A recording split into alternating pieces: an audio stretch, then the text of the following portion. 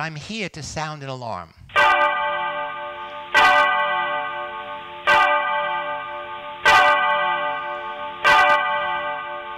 It is a problem in every country around the world, and today I'm going to argue it's only going to get worse unless we begin to do some important remedial changes. Boys are failing in school, as I said. They're failing in business. They're failing socially, and even failing sexually. They are becoming obese. In America, we call it fat ass nation. And the point is, and they are creating nothing. They are consuming. If you play video games and you watch porn, you are a consumer in the worst sense, and you end up creating nothing. And so where is the next generation of young men coming that are going to help our society? And for every woman in the audience, where will you find a good man? And that's the title of the Polish book. But it's not a phase. People say, well, boys have always gone through changes. This is not temporary. This is permanent. So here are some of the individual factors. Political correctness. Men have a set of rules about what they should not do, but we don't really tell them clearly what they should do in order to be a man in our society. So the old traditional roles no longer fit. The old roles was to be a warrior or a breadwinner. What's interesting now, most societies are in transition. As women excel, as women are doing better and better, there's a whole set of new gender roles that we need to discuss and put into action. Girls and women, I said, are excelling at levels that we have never imagined. The younger generation of women are the legacy, the pride of women's liberation from the 70s and 80s. And they create a new problem for boys because girls are doing better and better while boys are doing worse and worse. So the boys are opting out of a confusing world. They're isolating themselves in a safer, simple place. Janusz is in his room. They're going into virtual worlds. What's good about the virtual world for them, the objectives are clear. They have control over the outcomes. They have no fear. You never get rejected as long as you practice, because practice will make perfect. Young men are trapped in what we call present hedonistic mode. As some of you know, I have done lots of research on the psychology of time perspective. And there are many different time zones that each of us live in. Some of us live in the past, some in the present, some in the future. Young men, in general, are more present-oriented than older people in the society. But when you get trapped in the present hedonistic mode, all you want is pleasure and avoid pain. You never plan. You never have contingencies. You never set an agenda. You cannot succeed in any society if you are present hedonistic. You must become future-oriented, and we'll see later that is one of the goals of our program. Young men are 25% more likely to live at home with their parents permanently now. There used to be empty net syndrome. Parents were sad when their children left. The boys are not leaving. They're staying in their room. The problem is they stay in their room. They don't do anything. They don't help with chores. They say, I am entitled to it because I'm a boy, I'm a man.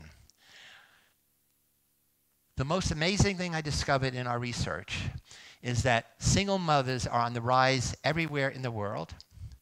41% of all women in America who have children are single mothers, no husband.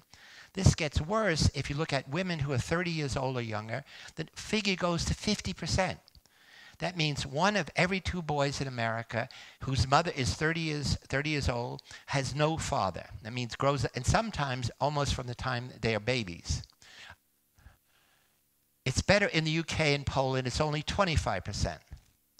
But translate 25% of the Polish population into the numbers, it's millions of young boys. Your young boys are growing up without a father. And in a minute I'll say, girls need fathers as much as boys do, but boys need fathers in special ways.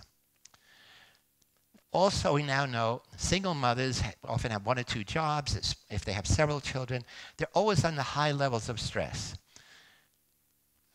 High levels of stress gets transmitted to the boys in various ways, and we see these boys having not only poor social development, they're probably many of the boys that Agnieszka talked about, and they are labeled, they're likely to have attention deficit disorder, which I'll talk about in a minute, and finally, they have many behavioral problems in school and in society.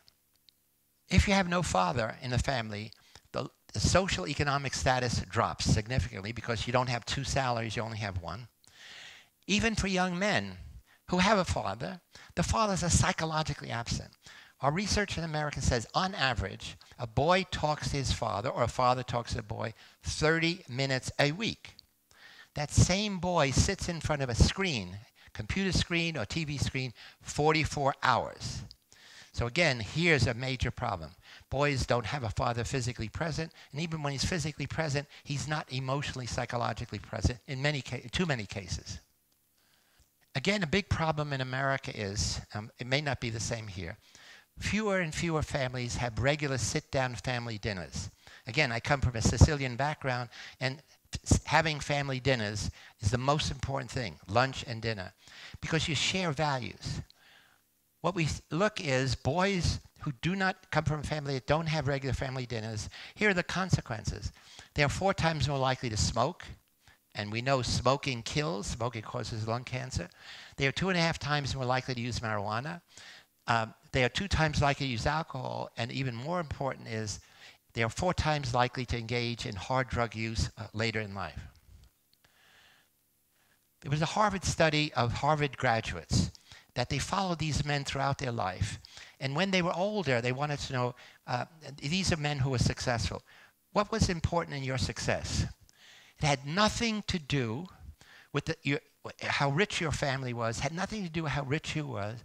It was the only issue that mattered was the warmth of their childhood. When they remembered back to their childhood, the ones who were successful always remembered having a warm childhood, and specifically it was related to how close you felt to your father. So here's men who were successful had a childhood where they think back, we call it past positive, and I was close to my father, he was close to me. The main difference, a main difference between men and women, between mothers and fathers, mothers in general give love unconditionally. If a boy comes home with bad grades, mother hugs him and says, I love you anyway. Father says, no, you got to perform. You got to get my respect. You have to perform in school. You have to perform athletically. So fathers give love conditionally. That means when you don't have a father, you lose this extrinsic motivation to perform. And boys need that more than girls. Boys now are escaping to the internet virtual worlds of video games, and now for the first time ever, pornography, which is available all the time. Pornography is available now 24/7 in every country in the world. It never was that way before. If men wanted to see pornography, they had to go to a pornography gallery, or they were always embarrassed to go in. Somebody might see them. Anybody, anytime, anywhere, any age, without control, has before them an endless array of pornography, which we will look at a little in a moment. And the pornography is ready to turn boys on. But their brains are becoming digitally rewired because they are spending so much time in this new digital world. So the average boy plays video games 13 hours a week, much more than girls. And we'll say why girls don't play as much as boys. That's the average. That means somebody is playing 26 hours a week, and we'll see in a moment even more. That adds up to the whole month of February, 24 hours a day. Jane McGonigal, who's the author of a whole book on gaming, says that by the time a boy is 21 years old, he has spent 10,000 hours playing video games. That's the average boy. At that time, he could have gotten 2 bachelor's degrees from the university. So again, video games are designed by men, for men, and they are captivating. They are enchanting. So the reason why it's so excessive, boys have few outlets for expression. Society is telling boys that their inner world, their personal narrative, is not interesting or not acceptable. These games are designed by men for men, and they have male values: domination, competition, aggression, violence. Women reject those kind of values. Now, there are some games which are more socially oriented, which women are beginning to play. There are clear and simple goals. The rewards are guaranteed once you reach a certain skill level, and nothing else in life is equally true for boys. So gaming and porning are part of now living online. So they are part of the whole internet revolution. These boys are spending time not only doing this, they're watching videos on YouTube, they're searching, they have Facebook. And so the problem is they are sacrificing being in the real world of us, real world of flesh and blood. And they don't know they're sacrificing it because they have given up on us. The reason I said earlier is that it's here to stay. The video game industry is a multi-million-dollar industry. There are many different corporations who are competing with each other, and they're competing for the minds and eyes and fingers of young men. And the pornography industry, which is a little newer as an industry, is equally a multi-million-dollar business. Those businesses make more money, for example, than all the Hollywood movies and almost any other major business. Warning for children audience, there will be a few brief pornography scenes. So as I said, it's freely accessible, and the key is it's anonymous. The porn audience is 75% male, and of some of these sites you have to pay, and 98% of men are the ones who pay with their credit card. But we learned, at least in America, the average boy is now watching porn 2 hours a week. That's the average. That means some are watching 4 or more hours a week. And usually it's the break. You're playing video games, 3 or 4 hours, you get a little tired, you switch to pornography, okay? And then you go back to the game. In the United Kingdom, Pornhub, this site, was the 31st most visited website for children ages 6 to 14. I mean, the other websites are doing Google searches, they're Wikipedia, other things. So children 6 years old are visiting this website not once, but regularly. The problem is, in many cases, it becomes addictive. It's both the number of hours you play, but also addiction. It's an arousal addiction. Once you start playing, you need it more and more. So the psychological addiction is when I'm not playing the game, I'm thinking about it. When I'm in class, I wish I were playing the game. When we're having a family dinner, I wish I was playing the game. And pornography is the same. That addiction is a preference for this over everything else in the world, and everything else in the world gets boring. School gets boring, and now even girls get boring compared to what they see in pornography. And the arousal addiction, as I mentioned, in drug addiction, you want more of the same. You want more heroin, you want more cocaine. Here, what you want is novelty. You want change. And the video industry is going to give you change, and the pornography industry has infinite variety. So, but the interesting thing now is the brain quickly adapts to this high level of stimulation. Initially, it's rewarding, but over time, you fail to be able to get sexually aroused, physically aroused. And there's a new phenomenon called PIED, porn-induced erectile dysfunction. So now you have this paradox. The boy is watching this really exciting stuff, and he no longer can get an erection. He no longer can enjoy even masturbating. The problem with video games is that size is everything. The men in the video games have enormous penises. The women are incredibly beautiful and stunning, but the women in these are almost always degraded.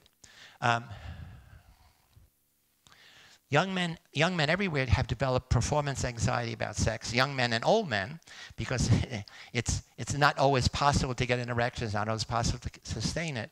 And in these videos, men appear to have unlimited nonstop sex for 30 minutes. And it's all physical performance. Again, in the older pornography, there was a story, there was a narrative. No story. As soon as it begins, people are either already undressed or they're undressing each other. And it's all about physical performance.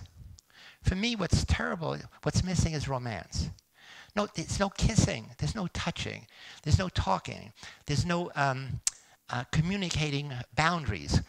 And it's never, ever a hint of safe sex. So let me quickly shift out of that.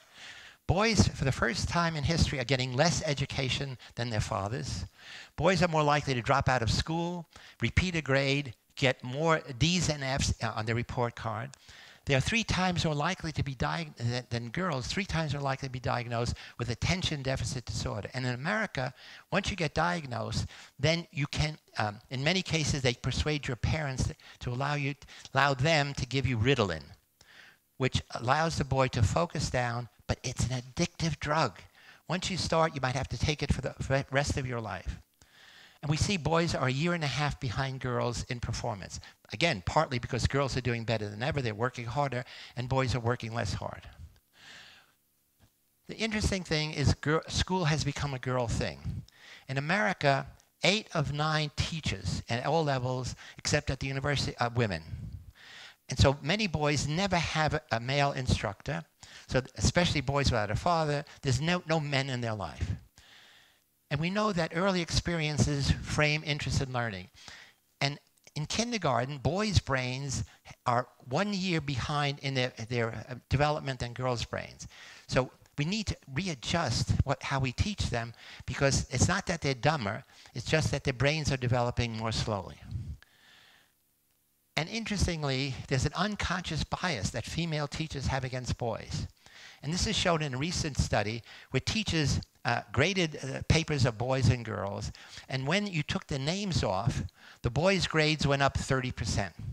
So again, we don't understand that. We're following this up. But teachers have an implicit bias for female teachers for girls against boys.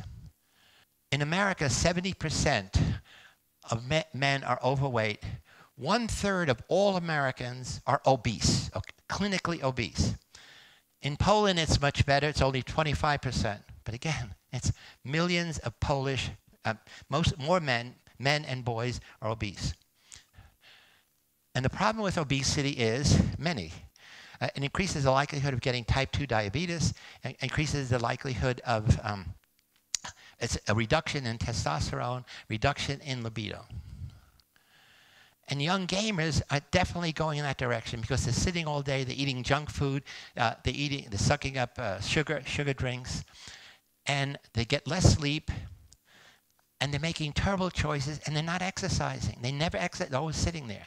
So they've given up reading, writing, communicating, exercising, playing sports, and they're becoming not only obese, but physically inactive and inept.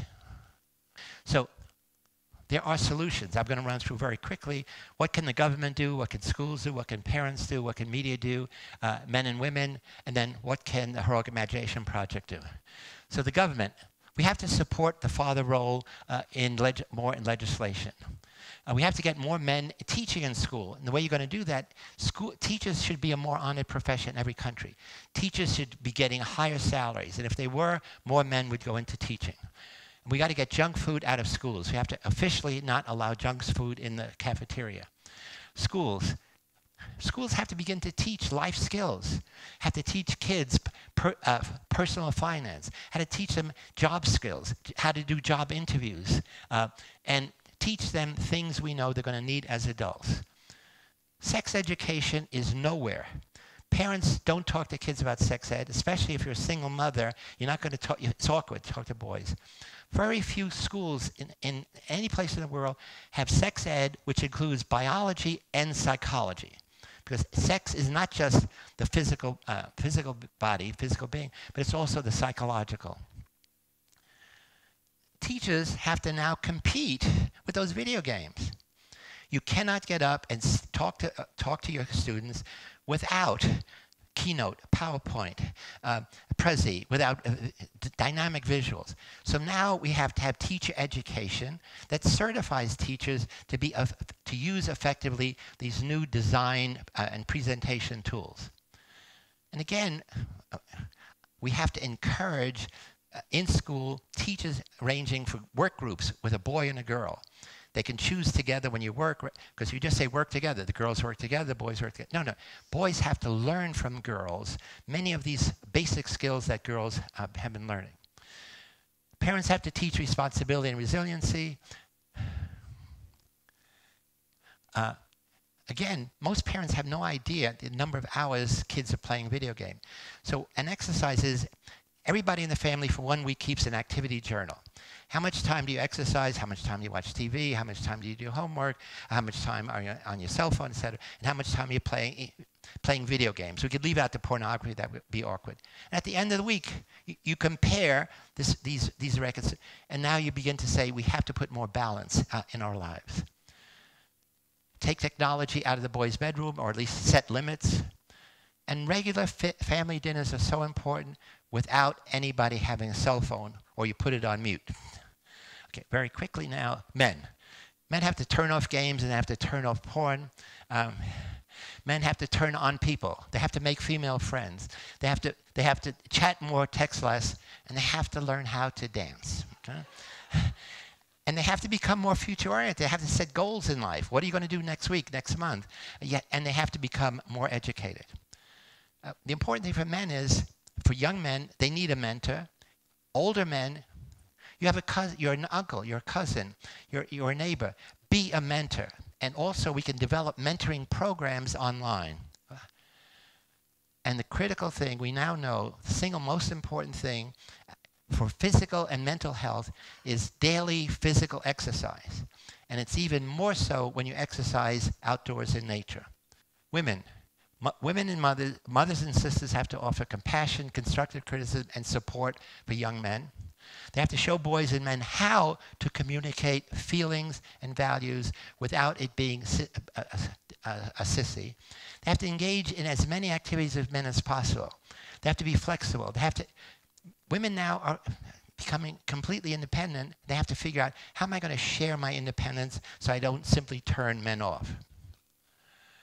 Media. We need more positive, realistic images of men in TV and movies. We have to change the gender bias. Either they're superheroes or they're fools when they're around women in movies. And we need more pro-social video games. And as I said before, they can be developed. And games can be developed which involve women as well as men players simultaneously. Quickly, so the conclusion is, we are sounding an alarm, me and Nikita, loud and clear. We need to show men that they're lovable, desirable, and not disposable. And they are essential for creating the next generation. And we have to encourage boys, men, girls, women to become everyday heroes. We have to promote the heroic imagination in all schools. And we want them to be hip. HIP is a Heroic Imagination Project. So we teach the Heroic Imagination Project in San Francisco, which I developed some years ago. We teach people, especially young people everywhere, how to stand up, speak out, and take action in challenging situations in your life. Those challenging situations can be in your family, can be in your school, can be in your community, and can be in your organization. And we teach people how to have courageous conversations, how to challenge unjust authority. I was in London recently, in Trafalgar Square. There's all these generals and admirals on horses who won battles. The thing that struck my eye was this wonderful gold statue of a golden boy on a golden horse. And essentially below it said, the youth of today are our heroes of the future. So this is what we're trying to do in my Heroic Imagination Project, is create a whole new generation of young men and young women, boys and girls, who think of themselves as heroes in training. That every day you do some act of kindness, of caring, of compassion, to make the world better for the people around you. As I said, in your family, in your school. And of course, in this set, no child is excluded. Because one of your jobs as a hero in training is to make everyone feel worthwhile and respected. So HIP USA is now combined with HIP Poland. We can make our youth real everyday heroes. Together, they and we can make the world better for everyone.